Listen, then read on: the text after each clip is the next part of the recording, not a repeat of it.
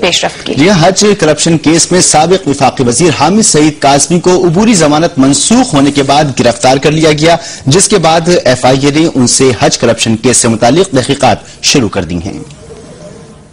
راولپنڈی کے اسپیشل جج سینٹرل سہیل ناصر نے حج کرپشن کیس میں سابق وفاقی وزیر حامد سعید کاظمی کی درخواست ضمانت قبل از گرفتاری کی سماعت کی۔ سابق وفاقی وزیر نے عدالت کے روبرو تسلیم کیا کہ پارلیمنٹیرینز کے لیے حج کوٹا ختم کیے جانے کے بعد انہیں سہولت دینے کے لیے اضافی عمارات کرائے پر لی گئی تھی۔ ایف آئی اے نے عدالت کو بتایا کہ حامد سعید کاظمی نے من پسند افراد کو نوازنے کے لیے 7,000 سے زائد افراد کا حج کوٹا روکا اور حجاج کے لیے حاصل کی گئی 11 عمارات خالی رہنے سے حکومت پاکستان کو 20 کروڑ روپے کا نقصان ہوا۔ اس پر فاضل جج نے ریمارکس دیے کہ اس طرح تو کابینہ کی جانب سے پارلیمنٹیرینز کا کوٹا ختم کرنے کا کچھ فائدہ نہیں ہوا۔ ایف آئی اے نے حامد سعید کاظمی پر اپنے بینک اکاؤنٹس چھپانے کا الزام لگاتے ہوئے ان کے فارن کرنسی اکاؤنٹ اور رحیم یار خان میں سینکڑوں کنال اراضی کی تفصیلات بھی عدالت میں پیش کی۔ حامد سعید کاظمی نے موقف اختیار کیا کہ ان کے مریدوں نے یہ زمین انہیں بطور تحفہ پیش کی ہے۔ عدالت نے وکلا کے دلائل سننے کے بعد مختصر فیصلہ سناتے ہوئے حامد سعید کاظمی کی درخواست ضمانت مسترد کر دی۔ ایف آئی اے نے سابق وفاقی وزیر کو گرفتار کر کے تحقیقات شروع کر دی ہیں، جنہیں بدھ کو مجسٹریٹ کے سامنے پیش کر کے جسمانی ریمانڈ حاصل کیا جائے گا۔ کیمرامین ناصر مغل کے ساتھ اویس یوسفزئی، جیو نیوز، راولپنڈی۔ حامد سعید کاظمی کی ضمانت مسترد کیے جانے کے بعد انہیں گرفتار کر لیا گیا ہے۔ اسی پورے معاملے پر بات کریں گے، ٹیلی فون لائن پر ہمارے ساتھ ہیں سینئر تجزیہ کار اور anchor person Kamran Khan.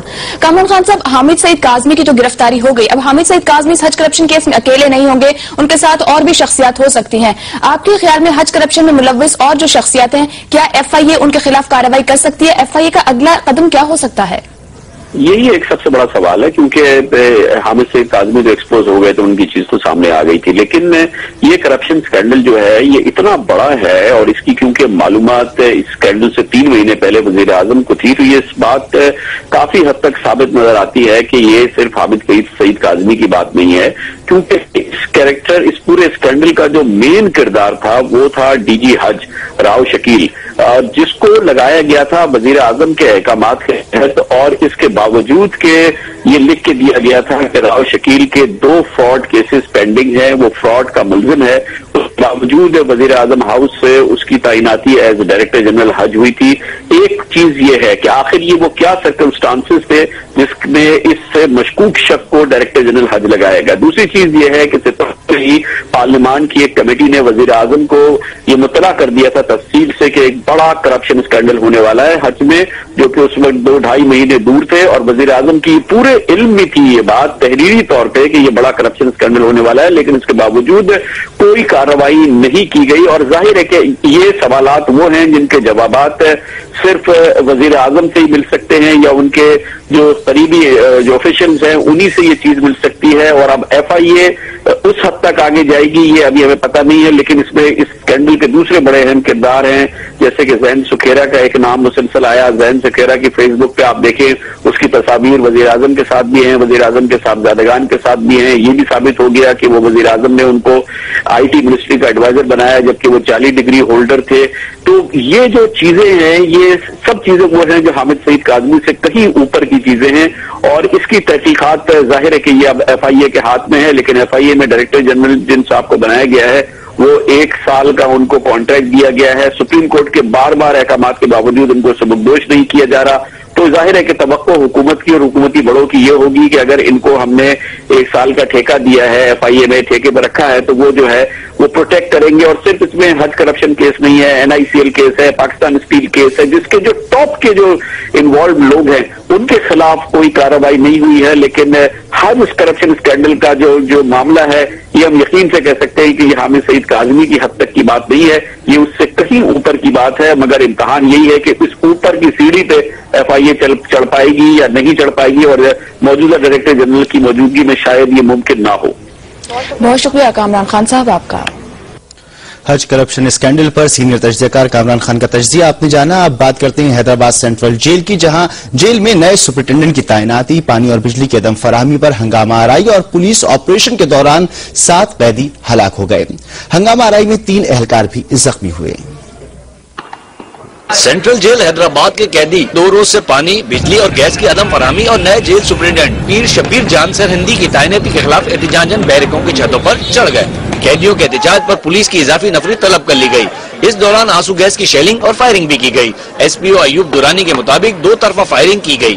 Police نے سرچ آپریشن کے دوران 6 TT پستول، 2 ریپیٹر اور شراب بھی برآمد کر لی۔ واقعے کے خلاف لواحقین کی بڑی تعداد بھی سینٹرل جیل پہنچ گئی اور آپریشن کے خلاف احتجاج اور پتھراؤ کیا گیا، جس پر پولیس نے باہر بھی آنسو گیس برسائی اور ہوائی فائرنگ کی تھی، جس سے مظاہرین میں بھگدڑ مچ گئی۔ سینٹرل جیل حیدرآباد میں پولیس اور انتظامیہ کی کارروائی کے بعد صورتحال پر قابو پا لیا گیا۔ تازہ ترین صورتحال کیا ہے بتانے کے لیے ہمارے ساتھ ہیں جیو نیوز کے نمائندے حامد شیخ۔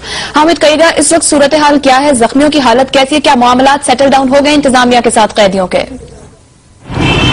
جی عائشہ، اس وقت صورتحال مکمل طور پر قابو میں لایا جا چکا ہے۔ اس وقت سینٹرل جیل حیدرآباد میں جو 7 قیدی تھے وہ اب تک سینٹرل جیل کے اندر ہی موجود ہیں اور تقریباً 40 سے 45 جو قیدی وہ شدید زخمی ہوئے، جن میں سے 12 افراد کو اس وقت جیل سے اسپتال منتقل کیا جا رہا ہے۔ ابھی تھوڑی دیر پہلے میری ایدی کے ذرائع سے بات ہوئی تھی، ان کا یہی کہنا تھا کہ اب تک 7 قیدیوں کو اسپتال میں منتقل کیا جا چکا ہے، جبکہ ابھی مزید قیدی جو ہیں تقریباً اس کے تعداد 40 سے 50 افراد ہیں وہ ابھی بھی جیل کے اندر ہی ہیں۔ اس وقت صورتحال کی جو ہمیں جیل حکام نے یہی بتایا ہے کہ تقریباً جو ہنگامہ رہا ہے کو جناب گھیراؤ کے دوران تقریباً 6 پولیس اہلکاروں کو جرگوار بنا لیا گیا، جس کے بعد پولیس انتظامیہ کو آپریشن کرنا پڑا، جس کے بعد تقریباً کوئی 7 افراد جو فائرنگ کے تبادلے کے بعد یہ قیدی ہلاک ہوئے ہیں اور تقریباً 40 قیدی جو ہے وہ شدید زخمی ہیں، جن میں 3 پولیس اہلکار بھی شامل ہیں۔ بہت شکریہ حامد شیخ آپ کا۔ اور اب بات کرتے ہیں سندھ میں پروفیسرز اینڈ لیکچررز ایسوسی ایشن کے تحت کالج اساتذہ کی ترقیوں کے لیے ریلی نکالی گئی اور پولیس نے اساتذہ کو منتشر کرنے کے لیے شیلنگ اور واٹر کینن کا استعمال کیا۔ شیلنگ کے دوران ایک پروفیسر کو دل کا دورہ پڑنے کے باعث اسپتال منتقل کیا گیا۔ تفصیلات محمد عرفان کی اس رپورٹ میں۔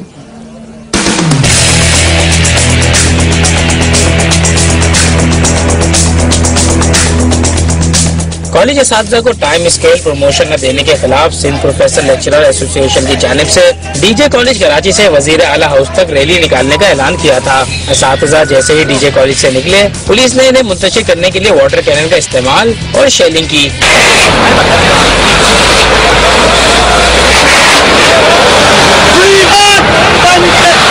جس سے کئی اساتذہ زخمی ہو گئے۔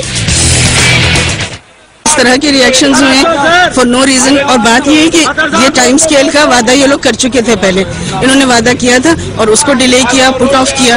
احتجاج کے دوران پولیس نے 3 اساتذہ کو حراست میں بھی لے لیا۔ سپلا کے رہنماؤں نے کل صوبے بھر کے کالجوں میں تدریسی عمل معطل رکھنے کا اعلان کیا ہے۔ جینے مرنے کی جنگ ہے، جب تک ہمیں نوٹیفیکیشن نہیں ملے گا ہم یہاں سے نہیں اٹھیں گے۔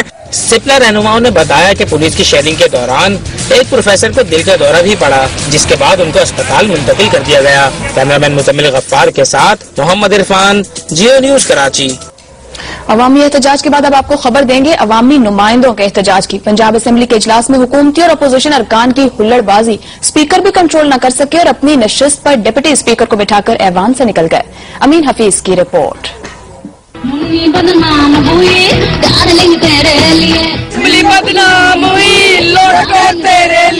یہ وزارتیں چھن جانے کا غصہ ہے یا کچھ اور؟ پیپلز پارٹی کی خواتین ارکان نے مسلم لیگ کاف کے ساتھ مل کر آج بھی اسمبلی کے اندر اور باہر یونیفیکیشن بلاک کو آنکھیں دکھائیں۔ اپوزیشن ارکان نے یونیفیکیشن بلاک کے ڈاکٹر طاہر علی جوید کو ایوان میں آتے دیکھا تو منی بدنام ہوئی، گنگنانا شروع کر دیا۔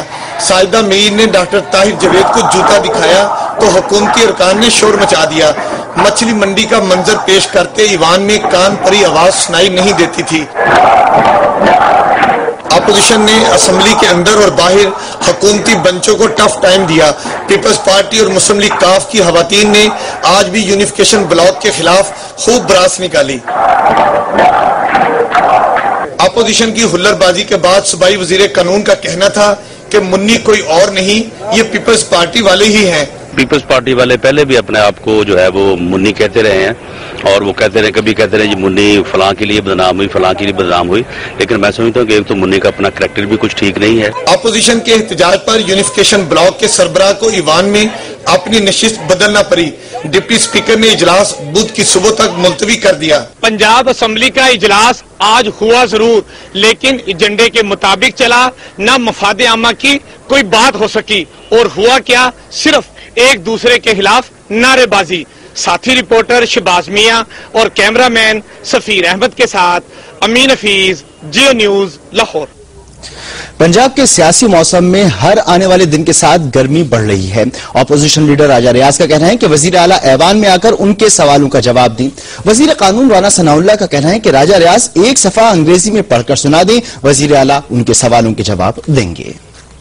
पंजाब असेंबली के बाहर अपोजिशन लीडर राजा रियाज और सूबाई वजीर कानून राना सनाउल्लाह एक दूसरे के खिलाफ खुलकर बोले। राजा रियाज का कहना था कि उनके सवालों का जवाब सिर्फ कायदे अवान ही दे सकते हैं। उनका तो ये भी दावा है कि यूनिफिकेशन ब्लॉक के कुछ अरकान के अपने बच्चों ने भी उनका बाइकआउट कर दिया है। आप कायदे अवान है, आप अवान में आए, अवान में आने से आपकी कोई बेइज्जती नहीं होगी। आप इस अवान के मुंतखब वजीर आला हैं और इस अवान में आना आप अपनी बेइज्जती समझते हैं, जो इंतहाई अफसोसनाक है। उधर सूबाई वजीर कानून राना सनाउल्लाह ने राजा रियाज को आड़े हाथों लिया। उनका कहना था कि अपोजिशन ने वजारतें जाने के गम में 3 दिन का खूब मातम किया। साबिक वज़रा के चेहरे ऐसे हैं जैसे कई दिनों से नहाई नहीं। राजा रियाज अपने अंदर इतनी अहलियत तो पैदा करें कि उनके सवाल का जवाब वजीर आला दें। उनकी बात में इतनी अहलियत, इतनी हिकमत, इतनी दानिश या कम अज कम आखिरी दर्जे की अकल हो तो वो बात करें जिसका जवाब जो है वज़ीर आला आके दे। वो कल अंग्रेजी पढ़ने लगे थे तो फिर उनके अपने बंदों ने शोर मचा दिया। वो एक पेज जो है वो इंग्लिश का मुझे पढ़ के सुना दे, अगले दिन उसका जवाब जो है वज़ीर आला आके दे रहे हैं। और वजीर आला पंजाब के सीनियर मुशीर सरदार जुल्फिकार अली खोसा ने कहा है कि पंजाब असेंबली में अपोजिशन की हंगामा आराई अफसोसनाक है।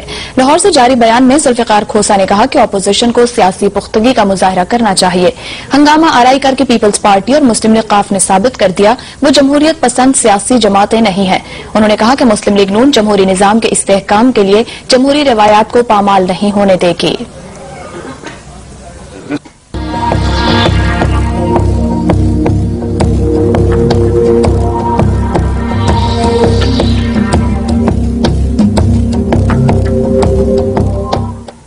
जापान के एटमी रिएक्टर में 4 रोज के दौरान तीसरे धमाके के बाद ताबकारी के खतरात में इजाफा हो गया है। फ्रांसीसी एटमी एजेंसी ने हादसे को तबाहकुन खतरा ताबीर किया है, जबकि आलमी एटमी तवानाई एजेंसी ने उम्मीद जाहिर की है कि जौहरी ताबकारी के लिए खतरे पर काबू पा लिया जाएगा। तफसीलात इस रिपोर्ट में। ज़लज़ले और सुनामी से नबरदाज़मा जापान को अब जौहरी ताबकारी से खतरात लाहक हो गए हैं। गुज़िश्ता रात फुकुशिमा 1 एटमी प्लांट में 4 रोज में तीसरा धमाका सुना गया। किसी भी हंगामी सूरत हाल से निपटने के लिए तकरीबन 2 लाख अफराद को इलाके से महफूज मुकामात पर मुंतकिल कर दिया गया है। मुकामी एटमी एजेंसी का कहना है कि एक ही प्लांट में होने वाले 3 धमाके तशवीशनाक जरूर हैं, लेकिन इससे बड़े पैमाने पर जौहरी ताबकारी का खतरा नहीं। लेकिन इसके बरक्स फ्रांसीसी न्यूक्लियर एजेंसी के खदशात बिल्कुल मुख्तलिफ हैं, जिसने इस हादसे के बाद न्यूक्लियर स्केल पर खतरे का लेवल 6 जाहिर कर दिया है, जो 1986 में चेरनोबिल एटमी धमाके के लेवल से सिर्फ 1 दर्जे कम है। एजेंसी ने यह खदशा भी जाहिर किया है कि सूरत हाल में बेहतरी न आई तो ताबकारी को रोकना मुश्किल हो जाएगा। खतरे को कम से कम करने के लिए समुद्री पानी के जरिए जौहरी ईंधन की सलाखों को ठंडा रखने की कोशिश की जा रही है, लेकिन प्लांट के अंदर का दर्जा हरारत इन कोशिशों पर हावी नजर आता है। उधर टोक्यो के लोग जो ताबकारी के खौफ से खाने पीने की अशिया की खरीदारी में भी हिचकिचाहट का शिकार हैं, उनको आज जलजले के एक और झटके ने लरजा दिया। दारुल हुकूमत के बेशतर इलाके अब तक बिजली से महरूम हैं। जुमे को आने वाले तबाहकुन जलजले में अब तक 10,000 अफराद की हलाकत का खदशा जाहिर किया जा चुका है, जबकि बेघर होने वालों में सिर्फ बच्चों की तादाद 1 लाख तक पहुँच गई है। हिरोशिमा और नागासाकी के सानिहे के बाद जापान को अब तीसरे लिटिल बॉय का सामना है, और इस बार सामना किसी दुश्मन से नहीं बल्कि कुदरती आफत से है। खदशात सर उठा रहे हैं कि ताबकारी रोकने के लिए हंगामी बुनियादों पर इक़दाम न किए गए तो इन धमाकों की गूंज कई बरसों तक सुनाई देगी। कामरान मुबशिर, जियो न्यूज। जापान में खतरे का लेवल 6 जाहिर कर दिया गया, लेकिन अभी भी नहीं कहा जा सकता कि नुकसानात और खतरे के जो अंदाजे सामने आ रहे हैं वो दुरुस्त हैं या नहीं। बुलेटिन में यहाँ वक्त हो गया एक ब्रेक का, मगर आप हमारे साथ रहिए और इस ब्रेक के बाद देखिए। पलटकर झपटना, झपट कर पलटना।